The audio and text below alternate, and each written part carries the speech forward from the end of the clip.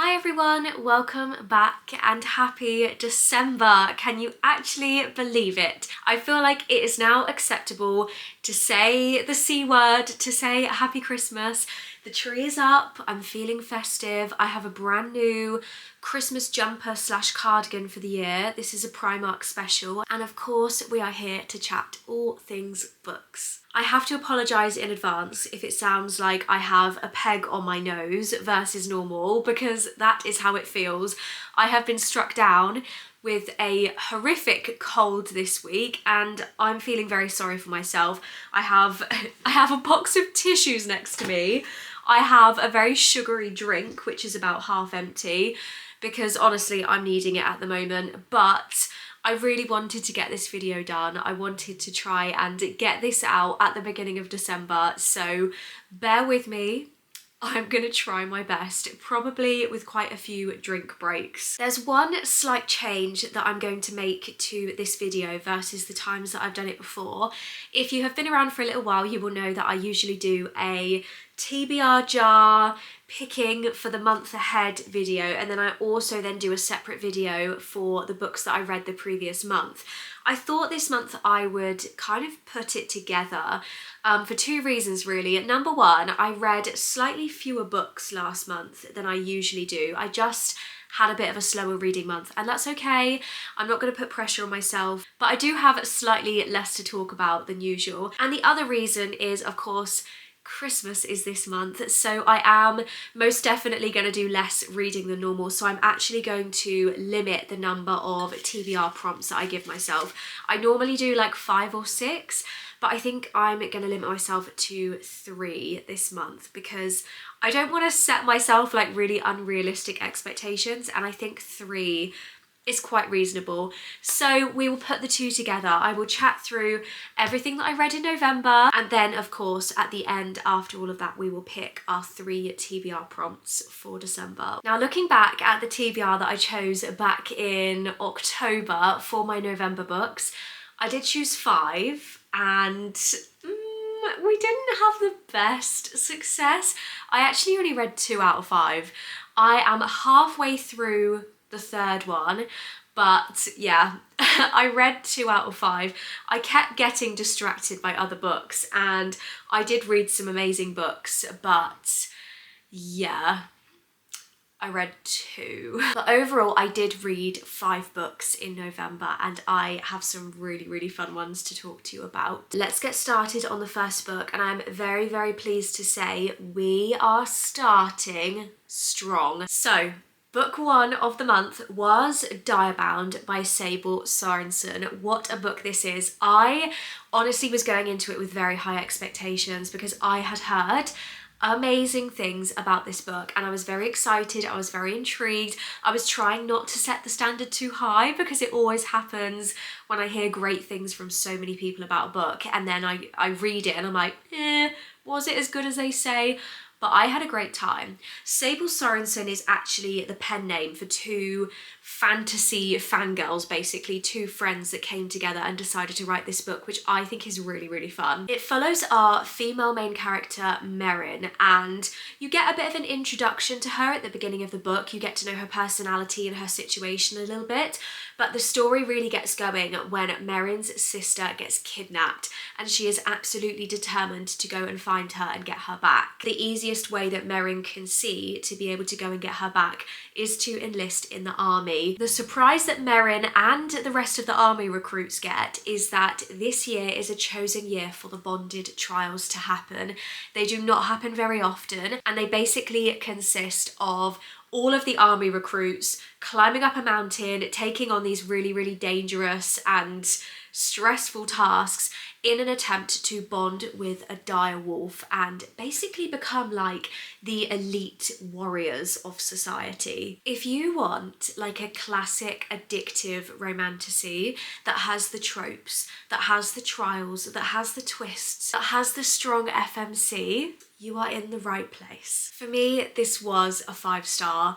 It wasn't like, I'm not going to put it into like 6-star territory, like one of the best books I've ever read in my life. But for me, I just had to give it 5-star. I had such a great time reading this book. I literally read it I think in about 2 days, and it's not a small book. I loved the world building and I felt like there was the perfect amount. It wasn't too intense, but you still got like a really vivid and a really great idea as to the setting that everything was involved in, and I thought the world was very well thought out as well. The characters were also very well thought out, loved all of the characters. You meet some great friends, you have love interests that are involved on the scene as well, and I will say these authors, or pen name author, they're not afraid to hurt you. I will say that one or two of the twists were quite predictable. Like I had kind of worked them out straight away and I had like quite a good idea as to what was going to happen. This was actually my book club book with my local book club. So there was, I think, 4 or 5 of us that read this. Some of us guessed some twists and some of us didn't. So I don't know, maybe it depends on how much fantasy or romantasy you've read as to how quickly you end up picking up on the plot twists. However, I will say I did continue to be hooked and I did continue to enjoy the plot, and for me it didn't actually take away too much from the story. It does have a lot of similarities with another very popular book series. However, it's a very successful book series and yeah, I ate this up. I really enjoyed it. Book number 2, switching it up a little bit, was another short story from The Time Traveller's Passport, which was the Amazon Publishing anthology that was kindly sent to me to read prior to the publishing date.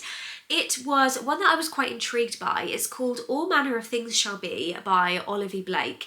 And it's an author that I haven't read before, but I was very intrigued by because I know that she has written some very popular / very successful fantasy books in her time, and I was very intrigued to see where she was going to go with a short story. It did have a very interesting plot, I will say. It basically follows a group of vampires who are basically stuck in a time loop, and they either have a mission to kill someone, save someone, change something. They all have things that they're trying to achieve, and every single day they get stuck in a time loop. So the plot was there and the characters were definitely interesting for kind of finding out about the characters' stories. However, I will say I got to the ending and I was a bit confused. There wasn't like a twist or a conclusion. It kind of just like fizzled out and I wasn't really sure where we'd gone with it. I think I'm still getting there with short stories. I think I need to give a few more a go and try and like maybe not read them after I've read like a 600+ page fantasy book, but I did give it a 2-star. It was okay. It was okay. Drink break. Oh my gosh. Okay, book number 3. This is exciting. I think this was my favourite book of the month, and honestly, one of, I would say, out of like the emotional impact of a book, it's up there in at least the top 5 of the year. My next book was Wisteria by Adalyn Grace. I really, really, really wanted to get this read this month. This is book 3 in the Belladonna series. I was going to say trilogy because the whole way through reading this, I was pretty convinced that this was a trilogy. I don't know what made me think that, whether I read it somewhere or whether I made an assumption, but apparently it's not, because I saw on Adalyn Grace's Instagram the other day that she does plan on writing at least another full-length book in the series, which I was not expecting at all. I thought that this was goodbye for the characters, and actually it's not. And I cannot tell you how much joy that brings me. So Wisteria. There's not an awful lot that I can say without spoiling things, even like back in book 1. I don't want to ruin the plot for anyone that wants to read this because I do highly, highly recommend that you read this. What I can say is that there is a different romantic focus. It definitely has an enemies to lovers vibe, definitely. It definitely has a slow burn. A slow burn. It has tension. I can't explain how much I loved this book. As much as I'm an empath and as much as I am such a sensitive person, I do not cry easily at books. There is less than a handful of books that I have ever cried at, and this is now one of them. I got towards the end of this book and I just remember I was sat in bed and I had tears running down my face. I was writing my Goodreads review with tears running down my face. This had such an emotional impact on me. I think once you've been through the journey of this book and you reach towards the end and everything is kind of wrapping up and lots of things are going on and you've really built up the relationship with particular characters throughout the whole series, but also particular characters just pretty much in this book, wow, it hits you. The world building was amazing, the magic is amazing, the plot was amazing. Like, if you just want a classic, like, slightly gothic, YA, romantasy, like, with the best enemies to lovers, like, this is what you need to read. So yeah, 5-star. No notes. It was just an absolutely solid 5-star. Moving on to the next book. This is one that honestly I had no intention of reading in November. I had no intention of picking it up anytime soon. However, I was in Tesco of all places with a good friend of mine and I spotted that they had a special edition of this book and it was a great price and we decided that we were basically going to buddy read it. And I was so excited that I started it straight away, and that is why the TBR went out the window. It was 7 Deadly Thorns by Amber Hamilton. This is the Tesco edition, so it has super cute pink sprayed edges, which I love. So this is, I would say, it's marketed as a gothic YA fantasy romance. I would say it's more new adult versus young adult. I would say it's like borderline. This follows our female main character, Viola. She is about 17 years old, as far as I recall, and she has hidden her magic her entire life. The story kind of gets started when Viola basically realises that the Queen has discovered her magic, and the Queen has sent her huntsman to go and kill Viola. The Queen actually puts a rose tattoo on his arm with 7 thorns to represent the 7 days that he has to kill Viola. If he doesn't kill Viola within 7 days, he dies. So it's a really interesting premise for the plot. Now, the huntsman himself actually needs something in return from Viola. There is a big benefit that she can have towards a mission that he is kind of trying to accomplish himself as well. So they end up kind of tagging together and working together with a 7-day countdown clock on them because one of them or both of them is going to die. It says, her worst enemy, his only chance. Let there be darkness. This was a great book. I gave it 4 stars. I really liked. There's quite a few references to kind of Snow White vibes within this, which I thought was really good. I also really loved the romantic storyline. I thought that Rose was a great MMC. I really enjoyed reading about him and kind of watching him develop as a character. And overall, like, the characters were just great. I thought every character was there for a reason. They were all very different. They all had a purpose. And it was really interesting to read about them actually and to follow the story. There's also a really great sidekick in this. You learn about them very early on into the story, and at first I was like, okay, but the more you get to know them, the more you actually fall in love with them, and they pretty much were my favourite character, so that says it all. But yeah, solid 4-star. I really enjoyed this. I thought it was great. It was enemies to lovers. It was a nice, like, gothic kind of academia fantasy setting.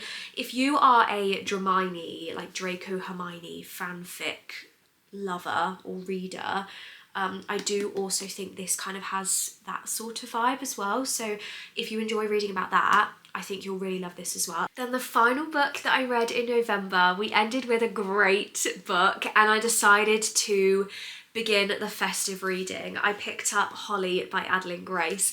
This, as I mentioned earlier, is the novella after Belladonna, Foxglove and Wisteria. So this is a lovely little festive novella to jump into once you finish the series. Thank goodness that I had this and this had come out, because when I finished Wisteria, oh my gosh, like, I needed to read this ASAP because I was not ready to let the characters go.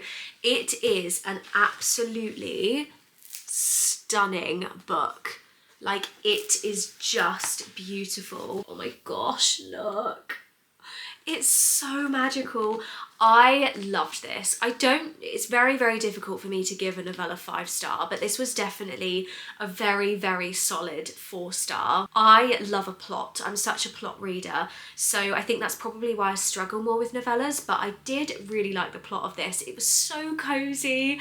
It was so festive. It was so Christmassy, and honestly, I was just so pleased to be able to spend some more time with these characters. I will say as well, this book has the first bit of spice, I would say.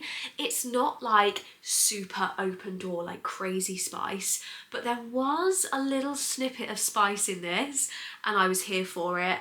I was listening, I audiobooked most of this. I was listening to it in the car and I was blushing. I was like, oh my goodness, that was unexpected. So yeah, another strong read. We obviously did have a 2-star read in there, but gosh, like 2 5-stars and 2 4-stars. What an amazing month we had in November. Now, as promised, the TBR jar is coming out, and I'm gonna go with 3 books. But I'm not going to restrict myself to like physical TBR. If I've got things on my digital TBR that I want to go for, I'm going to be kind to myself, because after all, it is Christmas. Okay, we have our first prompt. Prompt number 1 of 3 is, ooh, a book you're nervous about. Oh my gosh, a book that I'm nervous about. I'm gonna have to consult my Goodreads on this. Honestly, nothing is like coming to me straight away, but I don't know that anything will, because my brain is not there at the moment. Like, I am not okay. Okay, I have a book. It might be a bit of a surprise, this one. I've just gone and had a look through my bookshelf as well. A book I'm kind of nervous about is actually Brimstone by Callie Hart. So this is book 2 in the Quicksilver series. It has very recently come out. I will say I am loving these sprayed edges. How gorgeous are they? I will say though, the front cover seems different to the Quicksilver one. It seems more like matted. I don't know, maybe it's just me. I haven't even looked on the inside cover. Oh, okay, we have a little wolf thing, but we do have some very cool end papers. Now, the reason I'm a bit nervous about this, I wasn't nervous about it until I started to see some of the reviews coming through. I have seen quite a few people mentioning that there are a few bits within some chapters that don't make sense, like a character's in one place and then all of a sudden they're in another place, or like things are skipping or things are jumping, or like little grammar things. And as much as I wish I wasn't, I'm the sort of person that when I read like grammatical errors or punctuation errors or things that don't make sense, I really struggle with it. I wish that I wasn't like that, and I wish I could just not notice it and I could just like push through. And I do usually push through, like I do get over it, but I do pick up on them and it does make me like, oh. So that's why I'm nervous about it. I do really want to read it, and I am definitely going to choose this, and I am really excited to read it. I'm most definitely going to pick it up soon, but I am nervous, and that's why, just because the reviews that I've seen have been a little bit mixed. So we'll see. But book number 1 is Brimstone by Callie Hart. Okay, let's pick again. Let's go for number 2. A book with enemies to lovers. Ooh, okay. A book with enemies to lovers.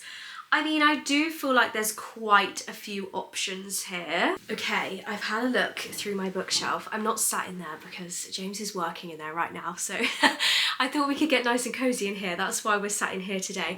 I've had a look through my physical TBR cart, and there's actually not that many enemies to lovers books that I can see. A lot of them are quite cozy reads, or a lot of them just, it's not like the primary plot. However, there is one that I almost picked up when I was in Waterstones Piccadilly, and I wish I'd bought it, but I think the reason I didn't was because it was on Kindle Unlimited. That must have been the reason I didn't buy it. But it is Nightshade by Autumn Woods. It has a great rating. I'm looking at it on Fable right now, and it has a 4.19 rating, which is great. And it says, a dark academia, I'm eating my hair. A dark academia TikTok sensation packed with a romantic suspense, murder, and addictive enemies to lovers tension. And it is one that I've been wanting to read for a little while. I don't think it's too long. There's a quote on here. It says it like in the about section. It says, I'll love you with the same intensity that you hate me. He falls first, slow burn, grumpy grumpy. I love that. Hate to love. There's a lot of tropes in here. So I think I'm going to go with Nightshade. Let's add that to the December TBR. Okay, final prompt. The prettiest book cover. Oh, okay. We're definitely going to have to go and look on the TBR cart for this. 100%. Do you know what? I'm just going to take you with me. Let's go and sneak in to the study and have a look at the TBR cart. Okay, TBR cart is here. The prettiest book cover. Okay. Number one, I think this is book 2 in the Emily Wilde, let's have a look. Yeah, second installment. This is definitely a contender. Look how absolutely stunning this book cover is. I love it so much, and I have been really, really wanting to read this soon. So that is definitely an option. Another option, I don't know if I can get it out. Another option is definitely Uncharmed by Lucy Jane Woods, because that is another beautiful, beautiful book that I think could be read, and I think it has lovely sprayed edges as well. Do we have anything down here? I do love this cover. This is a gorgeous one as well. The Secrets of Happiness. And I've been very intrigued by this. So that could be an option as well. I think it's probably going to be out of those 3. But I do think this is the prettiest. How could this not win the contest for prettiest book cover? I love the foiled text as well. Oh, it's so gorgeous. I think let's go for this one. Emily Wilde's Map of the Otherlands by Fawcett. Okay, I think that wraps up our December TBR. So we are going to read Brimstone by Callie Hart, Nightshade by Autumn Woods, and Emily Wilde's Map of the Otherlands by Fawcett. I am really excited for these. I feel like it's a nice mixture as well. We have some great like vampire fantasy, we have some academia, and we have probably yet another cozy book. This is book 2 in the series, and book 1 I gave 5-star. Thank you so much for watching if you are still here, and I hope you don't mind me putting everything into one video this time. Let me know if you prefer it, or let me know if you do prefer having 2 separate videos, because I'm quite happy to do either, to be honest. Anyway, happy December, happy countdown to Christmas. I hope you all have the most amazing week. Let me know if you have any Christmas plans down below, because I would love to hear them. And of course, there will be another cozy vlog coming soon in the next few days, so I will see you then. Goodbye.